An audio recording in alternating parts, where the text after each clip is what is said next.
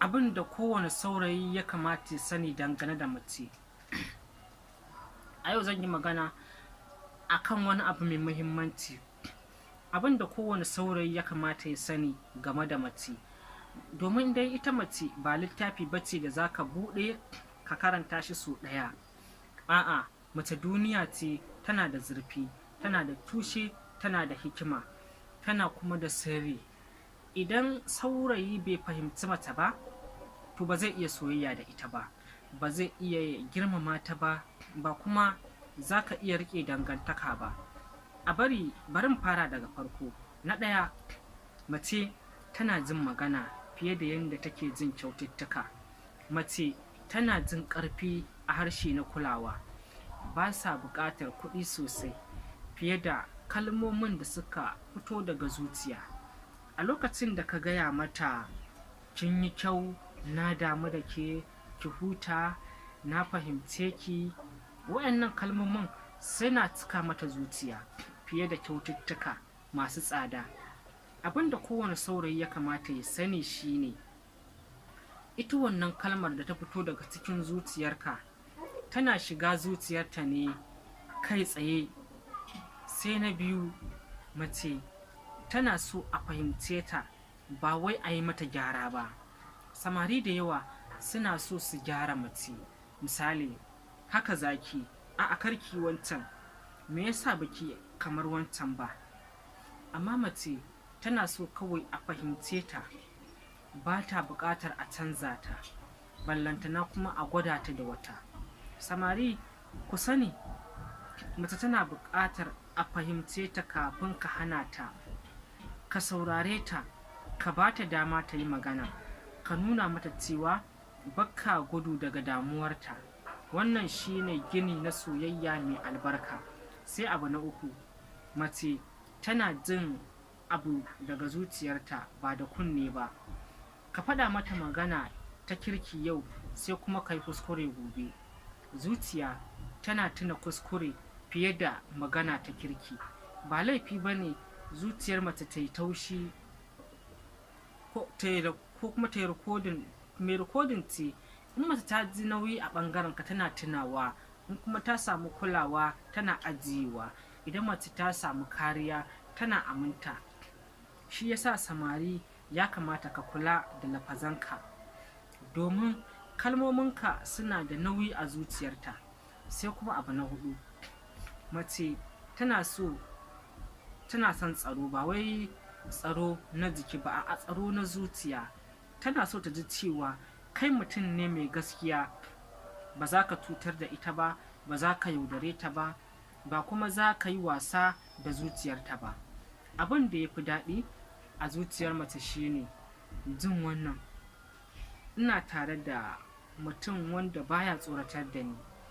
Ka ba wa mace tsaro ta hanyoyi uku: tsaro na kalma, kar ka zage ta; tsaro na zuciya, kar ka cutar da ita; tsaro na lokaci, ka kasance za ka halarce ta idan ta buƙaci hakan. Sai abu na biyar, mace tana so saurayi ya zamo mai tausayi, ba wai mai tayar da hankali ba. Mace tana son kulawa, amma ba za ta jure tsawa, zagi ko kuma raini ba. Idan kana da murya mai taushi, to za ka samu zuciyarta. Idan kuma kana da murya mai fushi, to ko da ka yi adalci, ba za ta ji rashin tsoro ba, tabbas za ta ji tsoro. Ka sani, tausayi shine yake janyo mace, ba wai nuna isa ba. Sai abu na shida, mace tana son gogewa amma ba ta so a ɓata mata lokaci. Idan kana soyayya da mace, ka zamo mai gaskiya, ka zamo mai sanin inda kake hedin, ka zamo mai shirye-shirye na gaba. Domin mace tana son namijin wanda yake da alƙibla, ba ta son wanda yake cewa a'a za mu gani, Allah ya sauƙaƙa, mu bar wa lokaci. Ka tuna, mace tana so ta ganta tana tare da mutum mai hankali, mai hangen nesa, mai kuma yanke shawara. Sai abu na bakwai, mace tana son saurayi mai tabbatar da ita, ba wai wanda yake son ta kuma yake ɓoye ta ba. Babban kuskuren da maza suke yi shine su ɓoye mace, ƙin nuna ta a fili. Ɓoye soyayya kamar laifi ne a gurin mace. Mace tana buƙatar tabbatarwa, kin tabbata a wajen zuciyata, ba na jin kunya tare da ke, kin cancanci nunawa. Idan baka taɓa tabbatar da mace ba, za ta ji bambanci, za ta ji rashin tabbas. Sai abu na 8, mace tana son saurayi mai iya magana, ba wanda yake yin shiru idan ta yi kuka ba. Lokacin da mace ta yi kuka, ba lallai ka warware matsalarta ba, a'a, ka rungume ta da kalma, ka faɗa mata na fahimce ki, ka nuna mata hanya ce ta zuciyarka ganin ta cikin daɗin rai. Ka nuna mata yanzu ne za ka zama namiji a idonta, domin mace tana so namiji ya shiga cikin damuwarta, ba wai ya tsaya a waje yana kallonta ba. Sai abu na 9, mace tana son saurayi ya kula da kansa kamar yadda yake son ita ma ta kula da kanta. Saurayi, ka kula da waɗannan abubuwan: lafiyarka, suturarka, ƙamshinka, tsaftarka, da kuma addu'a, sai kuma nutsuwa.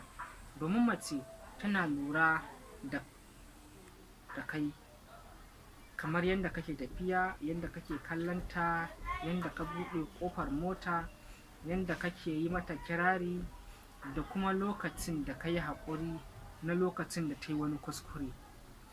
Abubuwan ƙananu ne, amma suna da nauyi a zuciyar mace. Sai kuma abu na 10, abu mafi girma, mace tana so a kula da tunaninta kafin jikinta.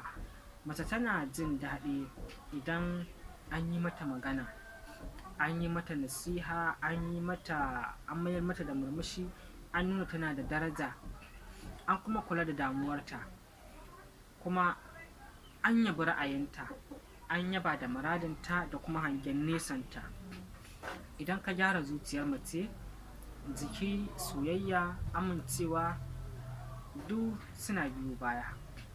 Wanda ya zaɓi gyaran jiki ya rasa zuciyarsa, wanda ya gyara zuciya ya mallaki mace. A ƙarshen zance dai, saurayi, ka sani mace bata da buƙatar ka zamo cikakke, tana buƙatar ka zamo ne mai ƙoƙari, mai kirki, mai gaskiya. Kar ka cutar da ita, kar ka raina ta, kar kuma ka yi wasa da zuciyarta.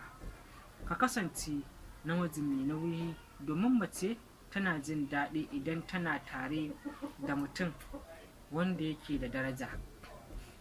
Allah ya sa mu zama mafi alheri a cikin zuciyar waɗanda muke so. Amin. Idan wannan ne zuwanku na farko, ina da buƙatar liking da subscription, domin da an saki a sanar da ku. Sai an jima a shirinmu na gaba.